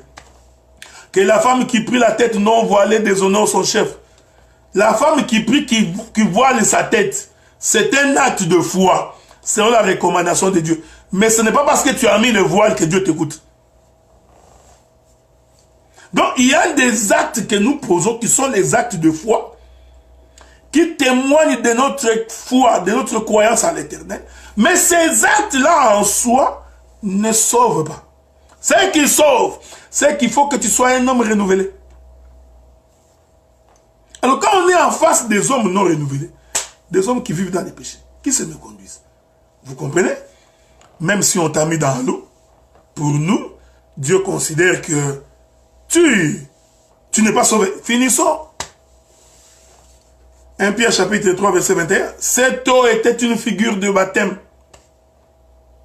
qui n'est pas la purification du souillure du corps. Tu as déjà lu ça? Lis ça bien, non? Lis. Je répète. Cette eau est une figure de baptême qui n'est pas la purification des souillures du corps, mais l'engagement d'une bonne conscience. Tu vois, frère, c'est l'engagement d'une bonne conscience envers Dieu. Et maintenant, vous sauve. Mais l'engagement d'une bonne conscience envers Dieu et qui maintenant vous sauve. Qu'est-ce qui vous sauve? C'est l'engagement d'une bonne conscience avec Dieu. Vous aussi, par la résurrection de Jésus. Est-ce que vous comprenez, frère? Donc, je vous ai donné tellement des écritures pour attester que les apôtres ont été baptisés. Le premier témoignage qui prouve que les apôtres ont été baptisés, c'est leur conduite, leur manière de vivre, la façon dont ils se comportaient. Ils ne sentaient pas mauvais. Pourquoi? Parce qu'un homme dont les pieds sont lavés, il se tient dans la droiture. Et je vous ai dit que les linges que Jésus utilise pour essuyer les pieds des disciples, c'est la vérité. J'ai donné l'écriture. Or, la Bible dit que vous connaîtrez la vérité. Et la vérité vous affranchira. Et cette vérité est connue par les pieds. La manière dont on se comporte, frère. Oh, que je suis attristé. Parce qu'aujourd'hui, les choses de Dieu sont devenues comme des discours. Un homme va, il va prêcher parce qu'il trouve que c'est un discours. C'est une gloire que de se tenir devant les gens, qu'on les voit en train de parler, de faire du sophisme. Alors que son intérieur est creux, pourri, comme un pharisien. Les pharisiens sont comme ça, frère. Les pharisiens, il va expliquer la loi, interpréter, il va bien lire la loi, mais son cœur est éloigné de Dieu. La Bible dit, ces peuples ne m'honorent que de lèvres, mais leur cœur est éloigné de moi. Leur cœur est très loin de l'Éternel. C'est pourquoi vous remarquez aujourd'hui, vous trouverez dans des églises, on interprète l'écriture, on explique, les gens crient Amen. Mais la vie des gens qui sont à l'intérieur, Les modes de vie auxquels on assiste, on s'est dit, est-ce que ces gens sont chrétiens? Nous avons même assisté au point où 2 prédicateurs se sont bagarrés en plein culte. 2 prédicateurs. Ils se bagarrent en plein culte. Donc, vous voyez, frère. Mais ces gens-là, quand ils se sont mis debout pour parler, tu vois le crocodile, l'hippopotame. En réalité, ils ne sont pas baptisés. En réalité, ils ne connaissent pas Dieu. Comment cela est-il possible? Donc, vous trouvez des gens comme ça, qu'on a mis dans l'eau, mais qui disent qu'ils ont reçu le baptême. Non. Vous savez aussi, frère. Moi, j'ai toujours dit ceci. Nous ne sommes pas un thermomètre. Moi, je n'ai pas le temps d'aller vérifier qui est qui a fait quoi. Non, non. Ta conduite, ta manière de vivre va déterminer si tu as connu le Seigneur. La Bible dit, vous les reconnaîtrez par leurs œuvres.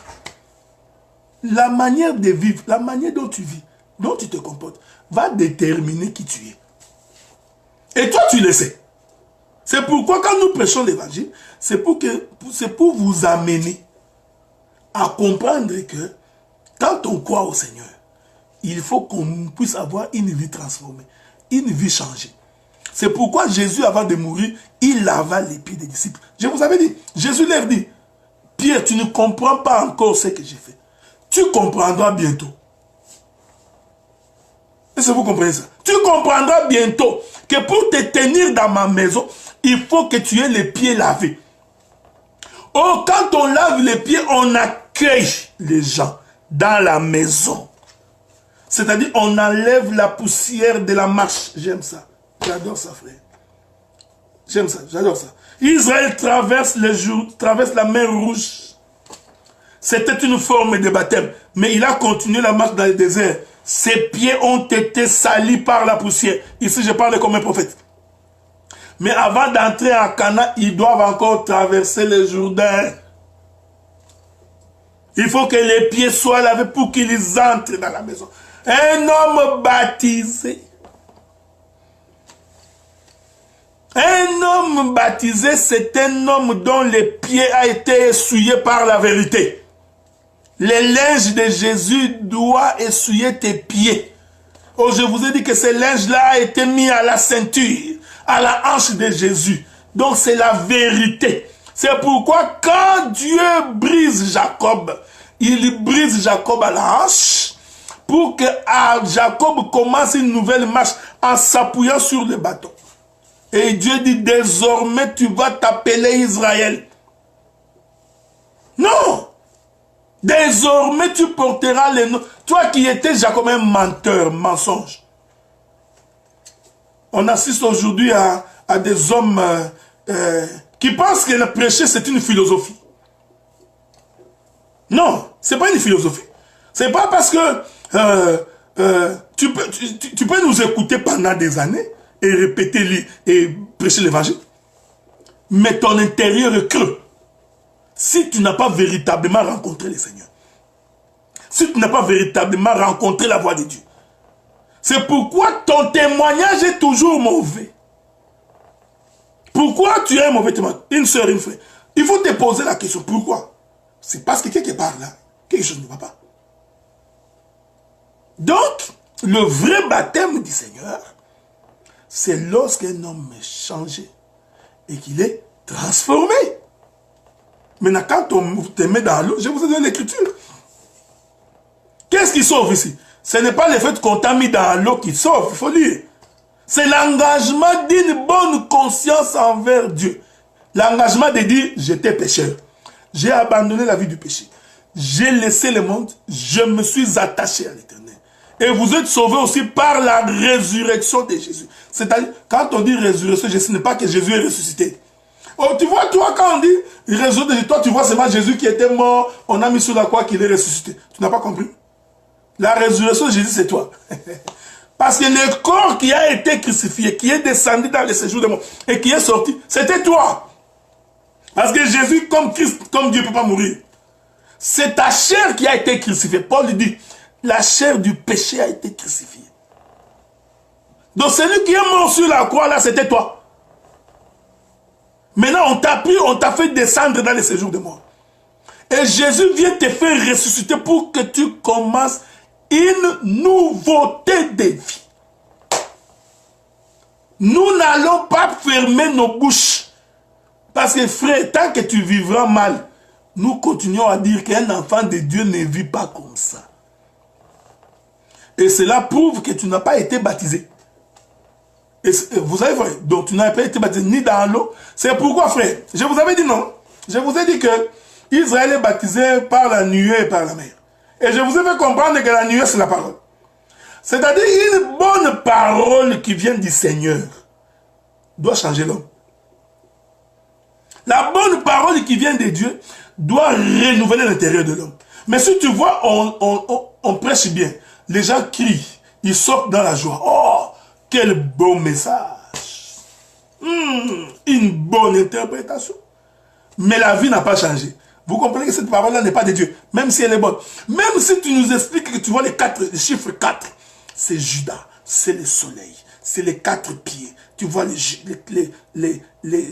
soleils. C'est Marc, Matthieu, Luc et Jean. Tu vois les soleils. Tu vois, tu expliques, c'est bien. Mais si cette chose ne crée pas en l'homme le renouvellement, ce n'est pas Dieu. Vous voyez? Bon, on se fixe rendez-vous samedi prochain. Et samedi prochain, je vais lire un verset qu'un frère m'a donné.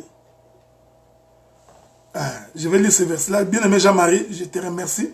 C'est 1 Corinthiens chapitre 3, verset 3. Je vais le lire pour beaucoup de bien-aimés qui nous suivent également. Ça va les édifier. 1 Corinthiens chapitre 3, verset 3. Non, je vais commencer par le verset premier. Pour moi, frère, ce n'est pas comme à des hommes spirituels que j'ai pu vous parler, mais comme à des hommes charnels, comme à des enfants en Christ. Je vous ai donné du lait comme de la nourriture solide. Je vous ai donné du lait, non de la nourriture solide, car vous ne pouviez pas la supporter, et vous ne pouvez pas même à présent, parce que vous êtes encore charnel. En effet, puisqu'il y a parmi vous de la jalousie et des disputes, de la jalousie, les gens se disputent. Pourquoi pas moi? Pourquoi lui? Pourquoi pas moi? Pourquoi lui? Pourquoi pas moi? Lui se croit être qui? Vous savez, dans cet évangile, dans tout ça, c'est moi. Tout le Canada ici, c'est moi. Non, pas lui. Non, non, non, c'est toujours moi. Écoutez. Puisqu'il y a parmi vous de la jalousie et des disputes, n'êtes-vous pas charnel? Et ne marchez-vous pas selon l'homme? Vous voyez, frère? C'est pourquoi je vous ai dit qu'il y a des prédications beaux à écouter, mais qui ne changent pas déjà. Quand tu es dans une église, tu écoutes déjà. L'un dit, moi je suis de Paul. Un autre, moi d'Apollos. N'êtes-vous pas des hommes? Vous êtes charnels. Quand tu vois, nous sommes dans des lards. Comme nous sommes dans des lards, on ne peut pas parler avec tel. Vous savez, nous sommes deux. Ce ne sont pas nos frères, ce sont nos frères. Vous êtes charnés. C'est pourquoi, honnêtement, cela prouve que vous n'êtes pas baptisés. J'ai parlé pendant combien? 1 heure combien? Presque 2 heures. Vous voyez? Donc, j'ai conclu. Pour vous dire ceci, frère. Les apôtres ont été baptisés. Parce que je vous ai dit que l'homme a commencé depuis Adam. Jusqu'à la mort de Jésus, tout ça c'était l'ombre. Mais Christ à la charnière, pour passer de l'ombre à la réalité, il baptisa les disciples. C'est pourquoi il leur a lavé les pieds. Et je vous ai fait comprendre que Jésus était sur la table. Il enlève d'abord ses vêtements. Il laisse sur la table. Là où il était assis. C'est Dieu qui est en train de laisser. Il laisse quoi? Il laisse sa royauté, sa divinité. Il dépose. Maintenant il fait quoi? Il se saignit d'un linge. J'ai expliqué qu'il porte la vérité pour qu'il puisse descendre avec cette vérité pour laver les pieds des apôtres. Il arrive en bas, il a trouvé déjà un bassin qui avait de l'eau. J'ai expliqué que vous comprenez que les bassins qui avaient de l'eau, c'était les parvis. Donc Jésus descendait vers le parvis. J'ai marqué le temps pour aller expliquer que quand Dieu va chercher Adam, il sortait du lieu saint vers le parvis. Et il Quand il sortait, il a laissé ses vêtements. Il a pris un linge. C'est la peau de l'animal. Il a pris un linge, il est sorti avec ça pour aller faire porter Adam.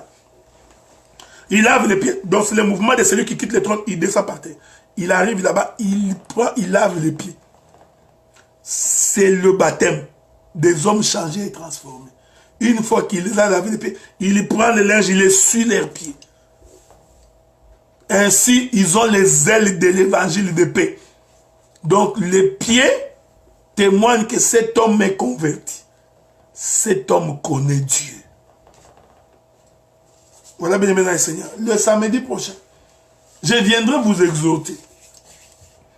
Je viendrai vous exhorter pour que nous parlions de... Moïse était un homme éloquent. Hein? La Bible dit qu'il était puissant en parole et en acte. Je reviendrai là. Et je vous donnerai un bon conseil. Dans la vie, si tu veux être un bon prédicateur, il faut que tu sois un homme éloquent. Selon la Bible, frère. Donc, je vais expliquer pourquoi Dieu a permis que Moïse... vous avez l'évangile de pourquoi, non? Pourquoi Dieu a permis que Moïse fut instruit dans toute la sagesse dans la maison de Pharaon. Pourquoi? Pourquoi Dieu a-t-il permis cette chose? Pourquoi Dieu n'a pas pris quelqu'un parmi les... Non. Il y a les pourquoi. C'est pourquoi dans l'exhortation, vous allez remarquer que la plupart des troubles que nous avons dans des assemblées, c'est lié à ces choses-là. Du fait qu'il y a des hommes qui n'ont pas été baptisés, qui sont des inconvertis. Le baptême, ce n'est pas l'eau. Mais je te conseille vivement, depuis Jérusalem jusqu'aujourd'hui, quand tu écoutes la parole, il faut d'abord, si tu prends conscience de servir, de quitter le monde, va te faire baptiser dans l'eau. C'est quand tu prends conscience. Ce n'est pas parce qu'on t'a baptisé au nom de Jésus, non. C'est quand tu prends conscience de l'œuvre de la croix et que tu prends la décision de commencer une nouveauté de vie. Tu vas te faire baptiser. Mais si tu crois que le fait qu'on t'a mis dans l'eau, parce que j'ai entendu déjà, non, il faut que tu viennes ici, pour recevoir le baptême. Il faut que tu quittes Strasbourg, marcher jusqu'ici. La personne... Vous savez, frère, vous savez, c'est pourquoi je crois que nous serons sauvés par la grâce. Si vraiment c'était question de la rigueur, je crois que personne n'a tenu devant notre ciel. Voilà, donc nous bénissons tous les saints. Je reprends mon programme. D'abord, je voudrais ici remercier tous les bien-aimés prédicateurs de cet évangile qui se battent pour redorer l'image de l'évangile de Christ, qui se battent pour que nous parvenions tous à l'unité de la foi. Ces hommes et ces femmes, parce qu'il y a des femmes aussi, de ceux qui se battent pour que cet évangile arrive au coin et au recoin du monde entier. Vous avez toute ma considération, tous mes respects. Même s'il y a des divergences entre nous sur certaines questions, mais l'honnêteté spirituelle fait en sorte que nous puissions reconnaître que d'une manière ou d'une autre, nous contribuons tous dans l'œuvre. Et j'en profite pour donner un conseil. C'est pas bon de combattre son frère. C'est pas bon de calomnier son frère. C'est pas bon de ne parler que le mal de son frère. C'est pas bon. Et vous tous qui nous suivez, comprenez que nous vous aimons et nous voulons que la parole de Dieu soit annoncée dans la simplicité, dans l'humilité. Sans esprit de dispute, chacun avec sa grâce pour l'utilité commune. Tu ne parleras pas comme moi, je ne prêcherai pas comme toi. Tu ne prêcheras pas comme le docteur Marlin, tu ne prêcheras pas comme le docteur Josué, tu ne prêcheras pas comme le pasteur Philippe, tu ne prêcheras pas comme le pasteur Charles, tu ne prêcheras pas comme le docteur Roger Bouleli, tu ne prêcheras pas comme le docteur Jean Mongo, tu ne prêcheras pas comme le pasteur Anaké. Donc, chacun de nous a sa spécificité. Mais, nous faisons en sorte que dans la parole et dans la conduite, que nous puissions servir de modèle. C'est ce qui est important. afin que nous marchions tous dans la droiture. Et nous disons que les serviteurs de Dieu sont les hommes de paix. Des hommes qui cherchent des moyens de trouver la paix. Pour autant, si ça ne dépend que de toi, autant que possible, rechercher la paix avec tout le monde.